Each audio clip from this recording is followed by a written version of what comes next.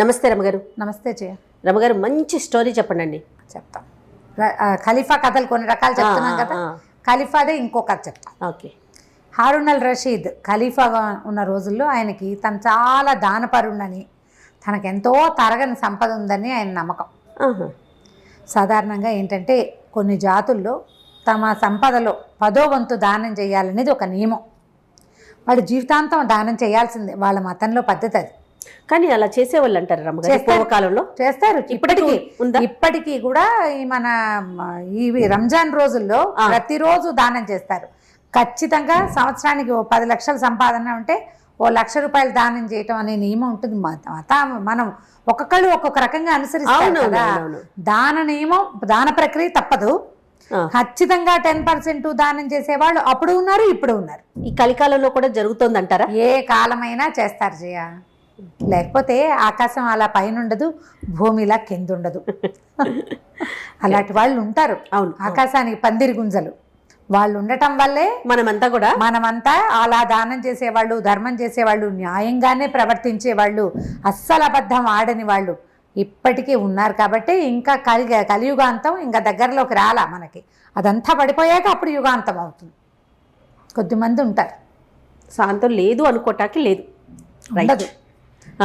దానం చేసేవాడు బాగా, తనంత దానపరుడు తనే అనిపించేది ఆయనకి. అక్కడి నుంచి దానం చేస్తుంటే వాళ్ళకి సంపద వస్తుండేది. ఖలీఫా రాజు కదా, అవును, డబ్బులు వస్తుంటే ఏమనుకునేవాడు, మాలాంటి సంపద ఎవరికైనా ఉందా? ఖలీఫాల గుప్తధనం అని ఒక నావెల్ కూడా ఉంది. అది ఇంకా చెప్పలేదు, అది కొంచెం మర్చిపోతానేమో అనే అనుమానంతో పేర్లు తమాషాగా ఉన్నాయి, చెప్పట్లా. ఆ గుప్తధనం కూడా తన దగ్గరికే వచ్చేసింది కాబట్టి అబ్బో మా దగ్గర ఎంతో ఉందనుకునేవాడు. దానం చేసేవాడికి నేను బాగా చేస్తాను అనే ఫీలింగ్ ఉండకూడదు, అది తప్పు. ఓకే. దానం ఎంత కరెక్టో నా అంత దానపరుడు లేడనే భావన తప్పు. కర్ణుడి కథల్లో చెప్తారు, కుడి చేత్తో చేస్తే ఎడం చేతికి తెలియకూడదు. ఎడం చేతి వైపు ఉన్నప్పుడు ఎవరైనా అడిగితే కుడి చెయ్యి మారే లోపల బుద్ధి మారిపోతుందని ఎడం చేత్తోనే దానం చేసేవాట. అలాంటి కథలు కూడా ఉన్నాయి. ఇలా గొప్పలు చెప్పుకునేవాడు. చెప్పుకుంటుంటే జఫర్ అని ఈయన దగ్గర ఉన్న మంత్రి, మనం ఇదివరకటి కథలో విన్నాం జఫర్ పేరు. ఆ జఫర్ అంటే ఆయన పక్కనే ఉండేవాడు, అంగరక్షకుడు అనమాట. అయితే ఈ జఫర్ని ఏదో మాటల మధ్యలో, జఫర్ నువ్వు చెప్పు, నాలాంటి దానపరుడు ఇంతకు ముందు ఎక్కడైనా కథల్లో విన్నావా నువ్వు, ఇక ముందు ఉండబోతారంటే ఏలిన వారు క్షమించాలి, మీరు ఇలా చెప్పకూడదు, అల్లా ఇచ్చింది అల్లాకే ఇస్తున్నాను అనుకోవాలి. ఒకటి, మన సంపదను ఒక సంపద కాదు, మా దానం ఒక దానం కాదు.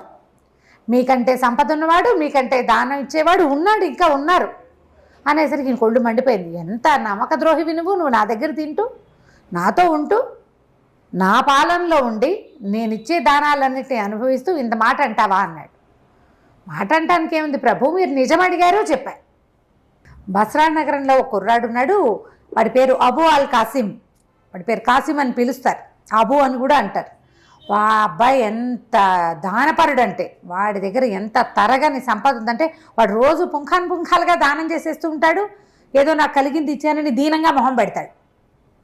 రేపటికి మళ్ళీ దానానికి డబ్బు ఉంటుంది వాడి దగ్గర. శభాష్, ఎంత వినయశీలో వాడు. కుర్రాడు, యువకుడు, బ్రహ్మచారి, అపరిమిత దానశీలి. బస్రాలో అడుగు పెడితే వాడి పేరు తలవకుండా పూట గడవదు. మనం ఎవరితో మాట్లాడినా వాళ్ళు అబు పేరు చెప్తారు.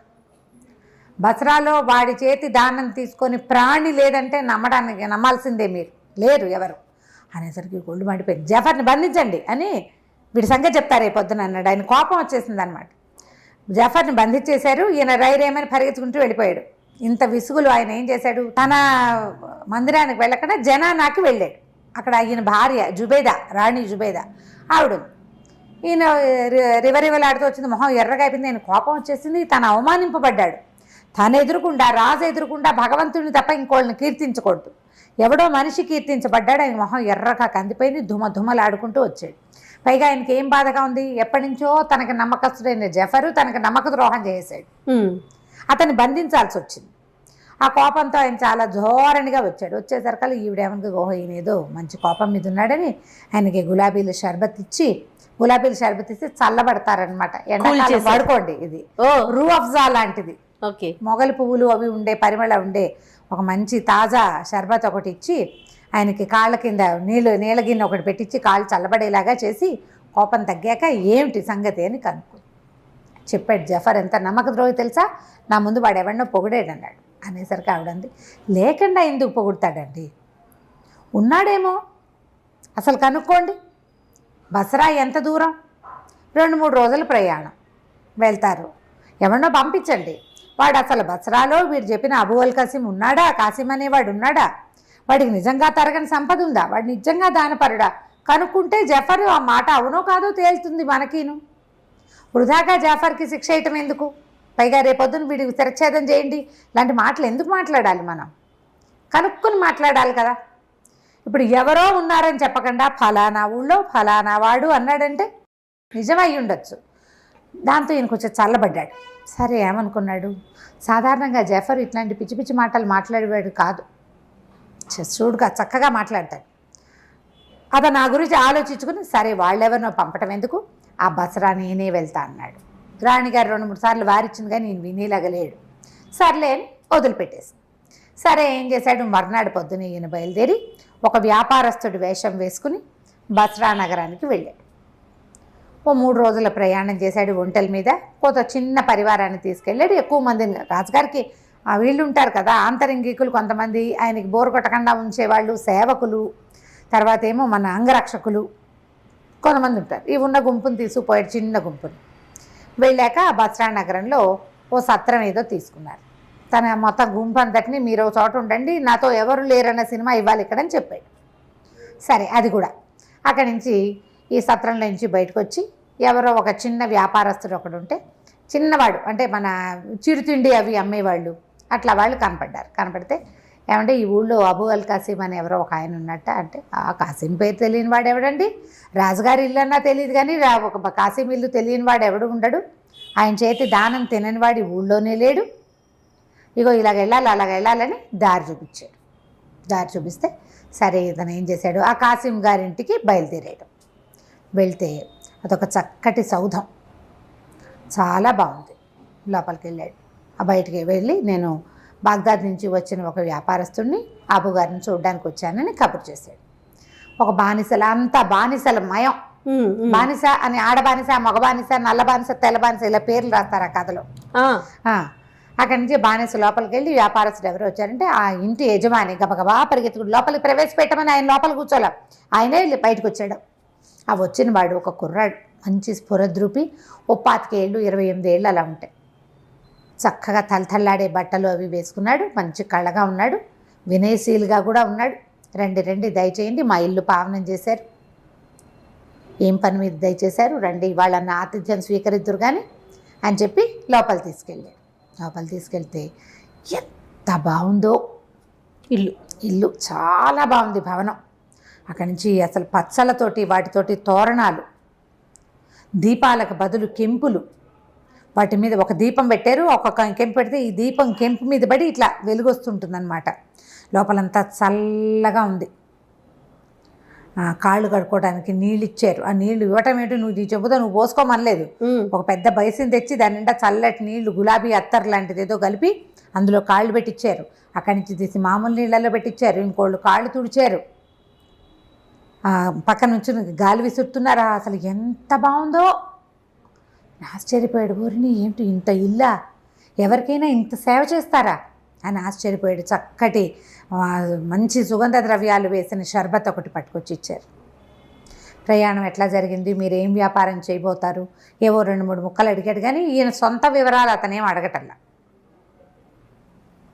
ఊరంతా చూసారా, బసరా నగరం బాగుంటుంది, ముత్యాలు అవి చాలా బాగా మేలి ముత్యాలు దొరుకుతాయి మా ఊళ్ళో, ఇలా సాధారణ మాటలు మాట్లాడాడు. మాట్లాడాక ఏం చేశాడంటే ఈయనకి తినడానికి ఏవో ఎన్ని రకాలవో పళ్ళ ముక్కలు, నేనైతే నా అతిథులు ఎవరికి నేను ఇంత చేయట్లేదు అనిపించేసింది దీనికి. ఖలీఫాకి 3-4 రకాల పానీయాలు పట్టుకొచ్చారు. మొదట సేద తీర్చడానికి ఒకటి ఇచ్చారు. అక్కడి నుంచి ద్రాక్షతో ఖర్జూరాలతో చేసిన రకరకాల డ్రింకులు తెచ్చారు. అన్నిటికీ పేర్లు చెప్పారు, మీకు ఏది కావాలంటే అది తీసుకోండి, కావాలంటే అన్నీ కూడా రుచి చూడొచ్చు, ఇవేవి ఒకటికొకటి విరుద్ధం కాదు. అక్కడి నుంచి తర్వాత ఏమో పళ్ళు పట్టుకొచ్చారు, తినుబండారాలు పట్టుకొచ్చారు. అసలు ఒక తెచ్చిన మనిషి తెచ్చింది తేకుండా తెచ్చేస్తున్నారు మనుషులు. మళ్ళీ గొడవగా హడావిడిగా ఏమిటో గుంపుగా లేరు, ఒక సుశిక్షితులైన సైనికుల్లాగా ఒక 6 వస్తారు, 6 పదార్థాలు పుచ్చుకుని. వాళ్ళు వెళ్ళిపోగానే డ్యాన్స్ ఎరీనా మీదకి వస్తూ ఉంటారు కదా సర్కస్లో, ఒకళ్ళ తర్వాత ఒకళ్ళు అలా చక్కగా వచ్చి వరుసలుగా అన్నీ అందించి వెళ్ళిపోతున్నారు. ఈయన చాలా సంతోషించాడు. బాగా రిలాక్స్ అయిపోయాక ఇతను లోపలికి వెళ్ళి ఏం చేశాడు, ఒక ఇంత చెట్టు, దాని నిండా అది ఎలా ఉందంటే వెండితో చేసిన చెట్టు, దానికి కాయలు పువ్వులు అన్నీ వేళ్లాడుతున్నాయి. ఆ చెట్టు కింద ఒక చక్కటి నెమలి బొమ్మ ఉంది. ఒక పుల్ల లాంటిది ఒకటి పుచ్చుకొచ్చాడు. ఆ చెట్టు ఆ నెమలి పెట్టాడు ఇతనికి ఎదురుకుండా బల్ల మీద. తన చేతిలో పుల్ల పెట్టుకుని ఆ పుల్లతో ఆ నెమలిని అట్లా కొట్టేసరికల్లా ఆ నెమలి గిర్రమని అలా తిరగటం మొదలుపెట్టింది. ఆ చెట్టు చుట్టూ తిరుగుతుంది. అది తిరుగుతుంటే అది పింఛం వీడుస్తుంటే దాని లోపల నుంచి రకరకాల సుగంధాలు, ఎన్ని రకాలు, ఎంత బాగుందో. ఆయన అట్లా మైమరిచి చూస్తూ ఉండగా చటుక్కున అతను ఏం చేశాడు, ఆ చేత పుచ్చుకుని లోపలికి వెళ్ళిపోయాడు. నువ్వు ఒక వస్తువు చూపించావు, నువ్వు పూర్తిగా చూసి ఇదంతా ఏమిటి కనుక్కునే లోపల అవతల వాళ్ళు తీసిస్తే నీకేమనిపిస్తుంది? అదే కదా, ఆశాభంగంగా ఉంటుంది. నేను తెలిపాడు, ఇదేమిటి అతిథిని ఇట్లా అవమానిస్తాడా వీడు అనిపించింది. లోపలికి వెళ్ళిపోయి మళ్ళీ ఒక 5 నిమిషాలాగా వచ్చాడు. ఒక పాత్ర పట్టుకొచ్చాడు. పాత్ర అతను తేల వెనకాల ఒక బానిస కుర్రాడు వచ్చాడు. వాడి చేతిలో ఇట్లా పాత్రలే ఉంది. అది ఎలా అంటే పాన పాత్ర, మామూలు డ్రింక్స్ తాగుతారు కదా ఆ పాత్ర, కెంపు పాత్ర. అది ఒక పెద్ద కెంపుని మలిచారు ఇట్లా. ఆ కెంపులో ద్రాక్షాసవం పోసి చేతికిచ్చాడు. అసలు ఆ పాత్రే ఎంత బాగుందో, భలే అందంగా ఉంది. ఆ పాత్ర తీసుకున్నాడు. తాగి వెనక్కిచ్చేసరికి మళ్ళీ నిండిపోయినట్టు కనపడుతోంది. అది 3 సార్లు తాగాడు. 3వసారి కూడా అది నిండిపోయింది. వాడు పోయిటల్లా అదే చేతికిచ్చి తీసుకునే లోపల వచ్చేస్తోంది. ఈయన ఆ పాత్రను పరిశీలించే లోపల టక్కిన ఆ పాత్ర తీసేసుకున్నాడు. అతను లోపల పట్టుకెళ్ళిపోయాడు. ఈయన మళ్ళీ ఇదేంటి నన్ను అసలు చూడనీడే వీడు పూర్తిగా కొళ్ళు మండిపోయింది. 3వసారి ఈయన చప్పట్లు కొడుతూ లోపలికి వచ్చాడు. అతను వెనకాల ఒక అమ్మాయి వచ్చింది. ఎంత బాగుందో, చెప్పరానంత సౌందర్యవతి. ఒళ్ళంతా వజ్రాలే, ఆభరణాలు, వస్త్రాలు లేవు. వజ్రాల ఆభరణాలే వస్త్రాలుగా ఉన్నాయి. అక్కడి నుంచి ఒక చిన్న సితార్ లాంటిది ఒకటి పట్టుకొచ్చింది, మ్యాండలీను బట్లాగా. అది టింగ్ టింగ్ కూర్చుని చక్కగా మహాసౌందర్యవతి అయిన ఒక అమ్మాయి, దాని శరీరం సగం బయటికే కనపడుతోంది. మ్యూజిక్ వాయించడం మొదలుపెట్టింది. అది పాట పాడుతుంటే ఈయన మైమరిచిపోయాడు. ఆ వాయిద్యం ఎంత బాగుందో, పాట ఎంత బాగుందో. ఆ పాట పూర్తయ్యాక అమ్మాయి దగ్గరికి వెళ్ళి ముట్టుకుందాం అనుకున్నాడు ఈయన. పాట పూర్తయ్యే లోపలే ఈయన చప్పట్లు కొట్టాడు. పిల్లలు లేచి వెళ్ళిపోయాడు. మండిపోయింది ఈయనకి. వీడి ఆతిథ్యం మండినట్టే ఉంది. ఏది పూర్తిగా చూడనివ్వడు. ఇన్ని తాగేచ్చారు, ఇన్ని తిన్నిచ్చారు. బాగా నచ్చిన వస్తువుని ముట్టుకొని కదా. ముట్టుకొని వెళ్ళి సరే నేను వెళ్ళొస్తానని బయలుదేరాడు. ఆ పెద్ద జఫర్కి చెప్తా, వీడి ఆతిథ్యం ఏడిసినట్టుంది. ఏవో ఇచ్చానంటున్నాడు. ఏమిచ్చాడో వీడు నాకు తెలీదు అని దుమ్ములాడుకుంటూ ఒళ్ళు మండిపోయింది లోపల. పైకి మాత్రం అనలా. ఏం చెప్పాడంటే, నేను వెళ్ళొస్తాను, మీ ఆతిథ్యం చాలా పరమాద్భుతంగా ఉంది, నేను ఇలాంటి చోటకి వచ్చినందుకు చాలా సంతోషిస్తున్నాను, ఇలాంటి అభినందన వాక్యాలు ఓ 3-4 చెప్పి సత్రానికి బయలుదేరాడు. లోపలంతా రుంజుకుంటూనే ఉన్నాడు. వీడి ఆతిథ్యం బాగానే ఉంది, కానీ అది ఫుల్ఫిల్డ్గా లేదే, పూర్తి చేయలే. మొదట ఒక నెమలి చూసాం, ఆ నెమలి ఎంత బాగుంది, దాన్ని ముట్టుకునే లోపలే తీసేసుకున్నాడు. ఆ కెంపు పాత్రని పరిశీలించే లోపలే తీసేసుకున్నాడు. ఆ పిల్లకి దగ్గరికి వెళ్ళి దాన్ని ముట్టుకునే దాని సౌందర్యాన్ని చవి చూసే లోపలే వెళ్ళిపోయింది అది లోపలికి. ఈ సత్రం దగ్గరికి వెళ్ళేసరికల్లా ఒక డజన్ మంది బానిసలు నిలబడి ఉన్నారు అక్కడ, అమ్మాయిలు. అక్కడి నుంచి ఓ 10 మంది సైనికుల్లాగా ఉన్న బానిసలు నిలబడి ఉన్నారు. వాళ్ళ చేతుల్లో 2 బాక్సులు, అక్కడి నుంచి మేలు ముసుగు వేసుకున్న ఒక మనిషి కనపడ్డారు. దగ్గరికి వెళ్ళేసరికల్లా బానిసలందరూ నమస్కారం చేశారు. అయ్యా, మీరు అబూ అల్ కాసిం గారింట్లో ఆతిథ్యం తీసుకున్న ఫలానా వర్తకుడు గారే కదా, మీ వివరాలన్నీ తీసుకున్నాం, మీకు అక్కడ మీరు మేలు పడిన 3 వస్తువుల్ని మీకు అప్పచెప్పమని చెప్పారు అని చెప్పి మొదటిది బాక్స్ ఓపెన్ చేశాడు. అది ఇంత వెండి చెట్టు, నెమలి బొమ్మ. 2వ బాక్సులో కెంపు పానపాత్ర. 3వది మేలు ముసుగు వేసుకున్న అమ్మాయిని ఓపెన్ చేసి చూస్తే ఆ మ్యాండలిన్ వాయిస్తూ నుంచి పాడింది కదా సంగీతం, ఆ పిల్ల అక్కడ నుంచి ఉన్నారు. ఈ 3 వస్తువుల్ని మీకు అప్పచెప్పమన్నారు మా కాసిం గారని. తను నిర్కాంతపోయాడు. ఏమిటి, నాకు నచ్చిన వస్తువుని నాకే సొంతం చేసేసే ఉద్దేశం పడింది, ఇదేం ఆతిథ్యం, అద్భుతం. వాళ్ళ ఇంట్లో ఉన్నది కాదు, నా ఇంటికి వచ్చాక నా వెనకాల పడి వచ్చేసేసి వాళ్ళు, నాకంటే ముందే వెనకాల పడరా, నేను ఇంటికి వచ్చేసరికల్లా నా దగ్గరికి ప్రత్యక్షం చేశాడు. అవురవురా, ఏమిటి వీడివి ఇది గొప్పతనం, అని చెప్పి సామాన్లు అక్కడే మీరు ఇక్కడే ఉండండి, నేను ఎప్పుడే వస్తాను. మళ్ళీ పరిగెత్తుకుంటూ కాసిం వాళ్ళ ఇంటికి వెళ్ళిపోయాడు ఖలీఫా. వెళ్ళిపోయి, నాయన నువ్వు ఎంత గొప్పవాడివి, నీ ఆతిథ్యం ఎంత గొప్పది, ఈ వస్తువులన్నీ నీకు ఎలా వచ్చినాయి, నువ్వు నాకు ఎలా ఇవ్వదలుచుకున్నావు, ఇదేం దానం, అతిథిని ఇట్లా గౌరవిస్తావా, పైగా ఇవాళ నువ్వు ఇచ్చిన ఈ వస్తువులు నీ దగ్గర రేపు కూడా ఉంటాయా, ఇవాళ ఇచ్చేసావు, మళ్ళీ ఈ వస్తువు నీకు ఎలా వస్తుంది అపురూపమైనది అంటే అదంతా ఒక విచిత్రమైన గాథ అంటే అన్నాడు. అయితే ఖలీఫా అన్నాడు, నేను నీ విచిత్ర గాథ తెలుసుకోవాలి, నువ్వు ఇంత దానం ఎలా చేయగలుగుతున్నావు, నాకు నచ్చిన నీ అతిథికి నచ్చిన వస్తువుని అతనికే ఇవ్వాలనుకునే బుద్ధి ఎక్కడి నుంచి వచ్చింది నీకు, అని వస్తువులు ఎక్కడి నుంచి వచ్చాయి, ఇవాళ నేను వచ్చా రేపు ఇంకోటి వస్తాడు, వాడికి కూడా ఏవో చూపిస్తావు నువ్వు, వాడికి అవి నచ్చేస్తాయి న్యాచురల్లీ. మన దగ్గర లేని కొత్త వస్తువు ఎవరికైనా నచ్చుతుంది, ఉపయోగపడుతుంది అనిపిస్తే, వాళ్ళకి అవి ఇచ్చేస్తావా, ఇచ్చేయడానికి అంత నీ దగ్గర ఎక్కడిది అంటే, ఇక్కడ ఎవరు అడగలేదండి, ఈ ఊళ్ళో వచ్చిన వాళ్ళు వస్తారు, ఆతిథ్యం ఇస్తాను, రోజు ఒక అతిథిని చూడాలి, నా లెక్క అది, మా అతిథికి ఏది నచ్చితే అది, వాళ్ళని సంతృప్తిపరచడం, వాళ్ళ మొహాల్లో ఆనందాన్ని చూడడమే నా విధి, నేను ఇలా ఎన్ని చేసినా నాకు తరగదండి, నా దగ్గర ఉంటూనే ఉంటుందంటే ఆ రహస్యం ఏమిటి నేను తెలుసుకోవాలనుకుంటున్నాను అన్నాడు. సరే నేను చెప్తానండి అని చెప్పాడు. తరగని సంపద అంటే అబూ అల్ కాసిమ్కి అంత డబ్బు ఎక్కడి నుంచి వచ్చిందో తెలుసుకోవాలనుకుంటున్నాడు. అయితే ఇప్పుడు కాసిం చెప్పాడనమాట, మాది బస్రా నగరం కాదు, బాగ్దాదు చుట్టుపక్కల ఒక చిన్న ఊరు, మా తండ్రి రకరకాల వ్యాపారాలు చేసి తర్వాత బస్రా నగరంలో స్థిరపడ్డాడు, ఎంత సంపాదించాడో మా తాత కూడా, తాత తండ్రి ఇద్దరు కలిసి అసలు బస్రా నగరంలో సుల్తాన్లతోటి సమానంగా ఇక్కడ ఈ నగరంలో మేము వెలుగొందుతూ ఉండేవాళ్ళం. అయితే మా నాన్న ఈయన ఈజిప్టులో అక్కడ పనిచేసాడు, వ్యాపారం అక్కడ ఉండేది, అక్కడ సుల్తాన్ల భయంతో బస్రా నగరంలోనే స్థిర నివాసం ఏర్పరిచి కుటుంబాన్ని ఇక్కడే ఉంచాడు. నేను ఈ నగరంలోనే పెరిగాను, ఎంతో హాయిగా ఉండేవాళ్ళం. మా నాన్న చనిపోయేటప్పటికి నాకు ఎంతో ఆస్తి ఇచ్చాడు. నేను ఈ అతిథులకి పెట్టడము, ఆటలు ఆడేయటము, ధారపోసేయటము, వాటితోటి మొత్తం సంపదంతా అవగొట్టేశాను. సంపదే లేదు నాకు, ఏమీ లేవు నా దగ్గర, ఏదో ఇల్లు బాకిలి ఉండేది, రోజువారీ తినడానికి తాగడానికి ఇంతమంది బానిసలు పనివాళ్ళు వీళ్ళందరికీ జీతాలు భత్యాలు ఇవ్వద్దు. క్రమంగా నా సంపదంతా అడుగంటిపోయింది. నేను చాలా దీన స్థితిలో ఉండేవాడిని, చాలా దీనంగా ఉన్నాను, ఏం చేయాలో తెలియని ఒక దుస్థితిలో ఉండేవాడిని. ఒకనాడు రాజభవనం పక్క నుంచి నేను వెళ్తూ ఉంటే ఆ తెరల మాటున ఒక అమ్మాయి అందమైన మొహం కనపడింది నాకు, చాలా అందంగా. అప్పటికి ఇంత పెద్దవాడిని కాదు, 18 ఏళ్ళు అలా ఉంటాయి నాకు, 19, 20 ఏళ్ళు కూడా లేవు. అయితే ఆ మొహం మళ్ళీ కనపడుతుందేమోనని నేను మళ్ళీ ఆ వైపు తిరిగాను. తీరా నాకు ఆ ముఖం కనపడింది. ఈ బస్రా సుల్తాన్కి ఎంతోమంది భార్యలు ఉన్నారు, ఆ భార్యల్లో ఒకతని నేను చూశాను. ఓహో.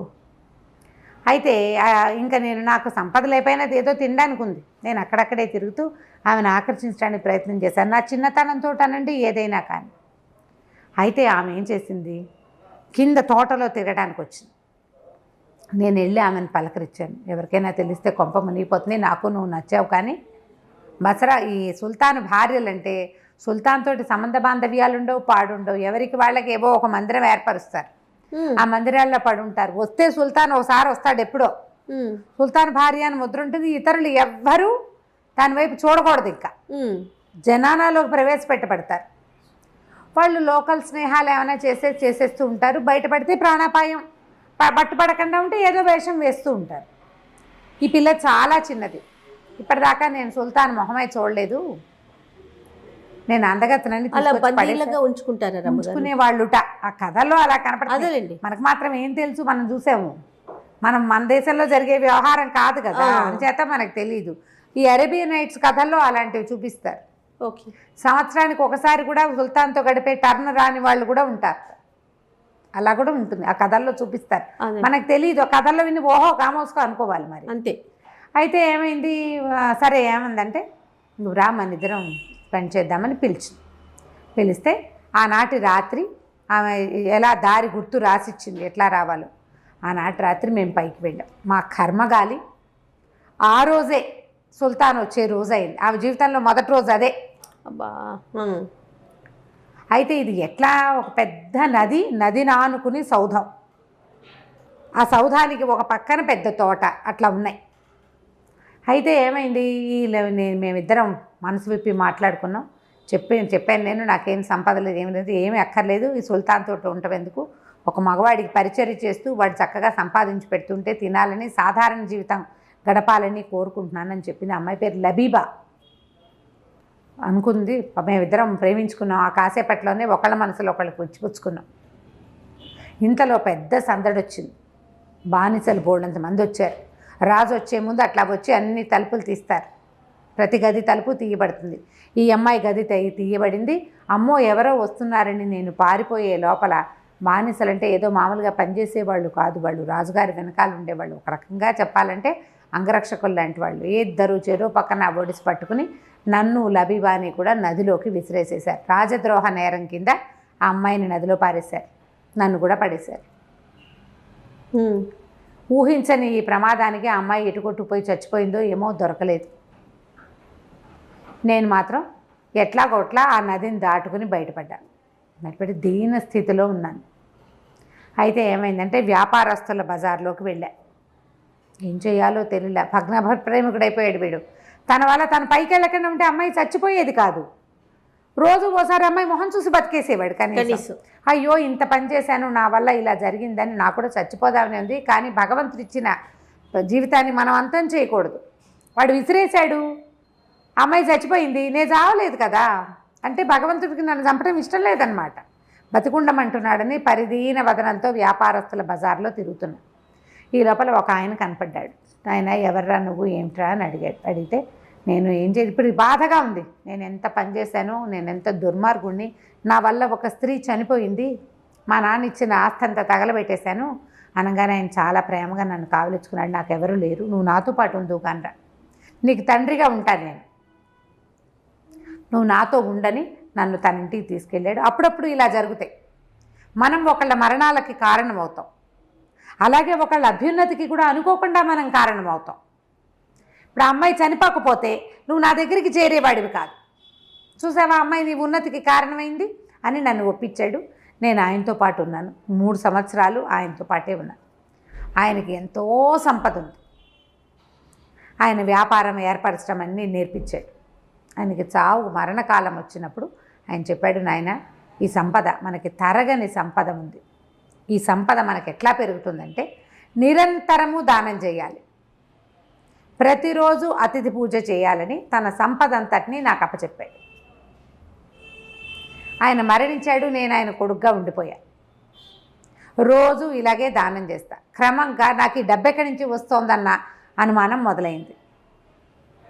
ముందు ఒక సైనికాధికారి వచ్చాడు, ఒక అధికారి, చిన్న అధికారి వచ్చాడు. ఈరోజు దానం చేసేవాడి దగ్గర డబ్బు ఎక్కడిది అనేది ముందు మనం ఎదిరించి ఏదైనా ఒక రిపోర్ట్ వెళ్ళాలంటే ముందు చిన్నవాడు కదా వచ్చి చూస్తాడు, చిన్నవాడే పెద్దవాడికి ఇస్తాడు.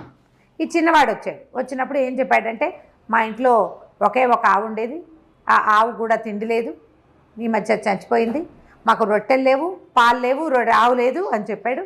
సరే నీకు రొట్టెలకి ఎంత అవుతుంది, ఆవుకి ఎంత కావాలి, నీకు ఎంత ఆవుకి కొనుక్కోవడానికి ఎంత కావాలని అడిగాను. 10 వరహాలు ఉంటే చాలు అన్నాడు. ఏమిటది, లంచం అన్నమాట.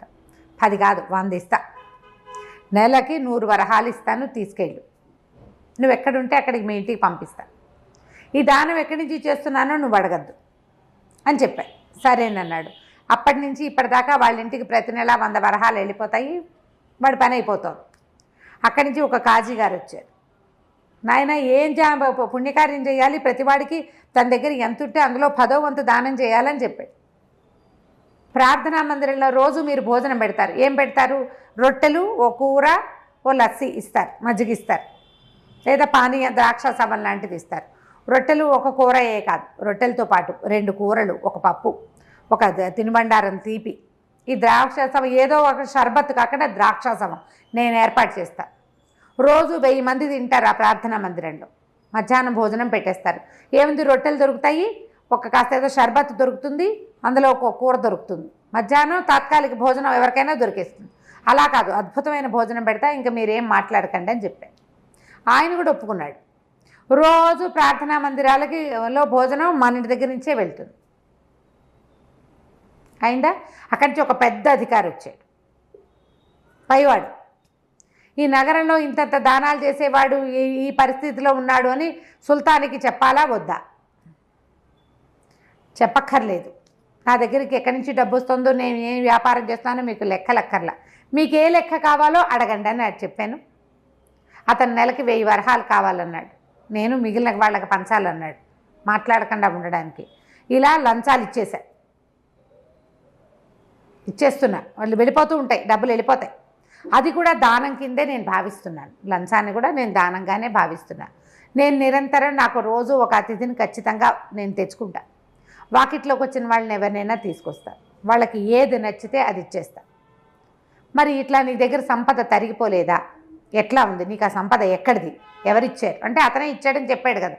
ఎక్కడుంది ఆ సంపద అంతా? ఎక్కడ దాచావంటే ఏమన్నాడు? నేను ఎవరికి చెప్పలేదండి అన్నాడు. కాదు, నేను అడుగుతున్నా, నేను అది తెలుసుకోవాలనుకుంటున్నా అనేసరికల్లా అతిథి ఏదైనా తెలుసుకోవాలనుకుంటే చెప్పాల్సింది, అది నియమం. ఓహో, అది నియమం, మేము పెట్టుకున్న నియమం. మా తండ్రి నాకు చెప్పాడు అట్లా. నీ అతిథి ఏది అడిగితే అది ఇచ్చేయాలి, నువ్వు ఏదైనా ప్రశ్న ఇస్తే సమాధానం చెప్పాలి.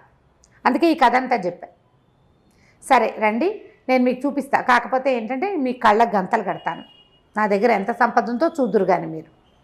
కళ్ళకు గంతలు కడతా, నా చేతిలో కత్తి ఉంటుంది. మీరు ఏదైనా ఇతరత్ర నా సంపదని ఏదైనా ఇబ్బంది పెడితే కనుక మిమ్మల్ని ఖండించేందుకు నాకు అధికారం ఇవ్వాలి మీరు అన్నాడు. ఖలీఫా ఒప్పుకున్నాడు. అదంతా కంటితో చూడాలని ఉంది ఆయనకి, వీడి దగ్గర ఎంత ఉంది అని. సరే, ఈ యువకుడు ఏం చేశాడు? కాసిము ఖలీఫా కంటికి గంతలు కట్టేశాడు. అక్కడి నుంచి ఒక సొరంగంలోకి తీసుకెళ్ళాడు. ముందు అక్కడి నుంచి ఎన్ని మలుపులు నడిచారో, ఎంత లోపలికి లోపలికి లోపలికి లోపలికి తిరిగాక కట్లోడు తీశాడు. చూస్తే అది మహాపెద్ద సౌధం. దాని నిండా వజ్రాలు, రత్నాలు, వైడూర్యాలు. ఇతను చూశాడే చెట్టు, ఈ నెమలి గుండ్రంగా తిరుగుతూ సుగంధాలు వేసలేదు, 100 ఉన్నాయి అవి అక్కడ. ఆ కెంపు పచ్చల పానపాత్రలు లక్షల్లో కనపడుతున్నాయి, డబ్బాల నిండా అవే. తీసిన కొద్దీ రీప్లేస్ అయిపోతాయి. ఓహో, తీసిన కొద్దీ వస్తాయి. అపురూపమైన వస్తువులు ఒక గదుల నిండా ఉన్నాయి. ఇక అంతా ధనమే. ఆశ్చర్యపోయాడు తను. ఇంత ఉండి వాడు సింపుల్గా చాలా దీనంగా మీకు నేను సహాయం చేశానా, మీరు ఇదిగా ఉన్నారా, మీరు ఆనందించారా అంటాడు. అక్కడి నుంచి చాలా అద్భుతంగా చేశాను అంటే అల్లా ఇచ్చింది అల్లాకే ఇస్తున్నానంటాడు. వినయశీలిగా ఉన్నాడు. ఆశ్చర్యపోయాడు ఆయన. మొత్తం అంతా తిరిగి చూసి, నీ దగ్గర ఉన్న సంపద భూప్రపంచంలో ఎవరి దగ్గర లేదు, ఖలీఫా దగ్గర ఉండే అవకాశం లేదు. ఖలీఫాకి తెలుసు తన దగ్గర ఏముందో. కళ్ళగంతలు కట్టే పైకి వెళ్ళిపోతా ఉన్నాడు. వెళ్ళిపోయాడు. వెళ్ళి సత్రానికి వెళ్ళిపోయాడు. తనకిచ్చిన 3 యాక్సెప్ట్ చేశాడు. అవి తన బాగ్దాద్ నగరానికి తీసుకెళ్ళాడు. భార్యకి చూపించాడు. ఆ అందంగా పాటలు పాడే అమ్మాయిని కూడా వాళ్ళ ఆస్థానంలో ఉంచుకున్నారు, జనానాలో ఉంచుకున్నారు. అమ్మాయి పాటలు పాడుతుండేది, ఆ పాటలు పాడే పిల్ల. అక్కడి నుంచి చెప్పాడు రాణికి, వాడి దగ్గర ఉన్న సంపద చిన్నది కాదమ్మా, మనం 10 సార్లు హెచ్చవేసినా వాడి దగ్గర ఉన్న గదుల్లో ఓ గదికి కూడా రాం మనం. అబ్బా, అంతుంది వాడి దగ్గర. కానీ వాడు చాలా వినయశీలి. మీరు సంతోషించారని దిగులుగా అడుగుతాడు. మీకు ఆనందం కలిగించానా, నేను మీకు సరిపడా సేవ చేశానా అంటాడు. అలాంటి వాడికి ఏదైనా చేయాలనుకున్నాడు. ముందు అతన్ని జాఫర్ని అరెస్ట్ చేయించాడు కదా, జాఫర్ని వదిలేసి జాఫర్కి క్షమాపణ చెప్పుకున్నాడు. నువ్వు చెప్పింది నిజం, అబూ అల్ కాసిం లాంటి దాతని నేను ఎక్కడా చూడలే, వాడి దగ్గర ఉన్న సంపద ఎవరి దగ్గర లేదు భూమి మీద అని చెప్పి వీటిని మనం గౌరవించాలి. ఎలా చేద్దాం అంటే, అప్పుడు ఆ బస్రా నగరం ఈయన పాలనలో ఉన్నదే, ఖలీఫా పాలనలో. అక్కడ ఏదో ఒక సుల్తాన్ ఉన్నాడు, నగర పాలకుడుగా చేద్దాం వీడిని అని భావించి, సరే అక్కడ పాలకుడు అని కాగితం రాసి పంపించద్దు, వాడిని మన ఇంటికి పిలుద్దాం, ఖలీఫా దగ్గరికి పిలుద్దాం, మన రాజ్యాన్ని పిలిచి బాగ్దాద్ నగరాన్ని పిలిచి చేద్దాం అనుకున్నాడు. సరే అంటే అభిషేకం చేయాలి, రాజ్యాభిషేకం లాంటిది. అతనికి ఆ పదవి ఇవ్వాలన్నమాట. కట్టబెట్టడానికి వచ్చిన క్రియ ఉంటుంది కదా. సరే ఉత్తరం రాశారు. ఖలీఫా నుంచి పిలిపి వచ్చింది. అబూ అల్ కాసిం ఏం చేశాడు, తన జనాలతోటి పాటు వచ్చాడు. వస్తే రాజుగారు చాలా సంతోషించి, అప్పుడు అతను గుర్తుపట్టాడు తన దగ్గరికి వచ్చిన వ్యాపారస్తులే ఖలీఫా అని. ఇద్దరు కావలించుకున్నారు. ఈయన తనే స్వయంగా స్నానశాలకు తీసుకెళ్ళి దగ్గరుండి స్నానం చేయించి మంచి పట్టు పుట్టాలు కట్టబెట్టించి అక్కడి నుంచి ఓ చోట కూర్చోబెట్టి చప్పట్లు కొట్టాడు. ఎవరక్కడ, మంచి ద్రాక్ష సవం తీసుకురండి అంటే ద్రాక్ష సవం తీసుకొచ్చింది. ఒక బానిస, అందంగా ఉంది అమ్మాయి, అమ్మాయిని చూడగానే కెవ్వుమని కేకబెట్టి పడిపోయాడు వీడు. పడిపోయేసరికి రాజు ఆశ్చర్యపోయాడు. ఖలీఫా ఏమిటి, ఎందుకు పడిపోయాడని అతని మొహం మీద పన్నీర్ జరి లేపితే లబీబా అని ఏడ్చాడు. ఆ బానిసే లబీబా. ఓహో, ఇది ఒక విచిత్రం అనమాట. నదిలో పడిపోయిన ఆ లబీబా ఒక బెస్తవాడికి దొరికింది. అతను బతికిచ్చి ఈ అమ్మాయిని రాజస్థానానికి బానిసగా అమ్మేశాడు. అప్పట్లో పద్ధతులు అవి. స్త్రీలను బానిసలుగా అమ్మేసేవాళ్ళు, పురుషులను కూడా అమ్మేసేవాళ్ళు. వాళ్ళకి దొరికితే అమ్మేయడమే, కట్టేసి అమ్మేస్తారు అంతే. ఇంకా తప్పించుకోలేకపోతే ఇక అక్కడ పడి పని చేసుకుంటూ అంతే. పారిపోయేవాడు పారిపోతూ ఉంటాడు. అయితే ఆ లబీబాని చూడంగానే రాజుగారు అన్నాడు, సరే ఈ అమ్మాయి చూడు ఎంత అందంగా ఉంది, సుల్తానికి భారీగా ఉండవలసింది చచ్చిపోయి మళ్ళీ ఇక్కడ బతికి ఇక్కడ ఇలా వచ్చిందని వెంటనే ఆ అమ్మాయి బానిస పదవి నుంచి చేసి ఆ అమ్మాయిని ఇచ్చి కాసింకి ఇచ్చి పెళ్లి చేసి అతన్ని బస్రా నగర పాలకుడుగా నియమించి సంతోషంగా మళ్ళీ సాగనంపారు. కథ కంచికి మనం ఇంటికి. నమస్తే రమ్మగారు. నమస్తే చెయ్యి.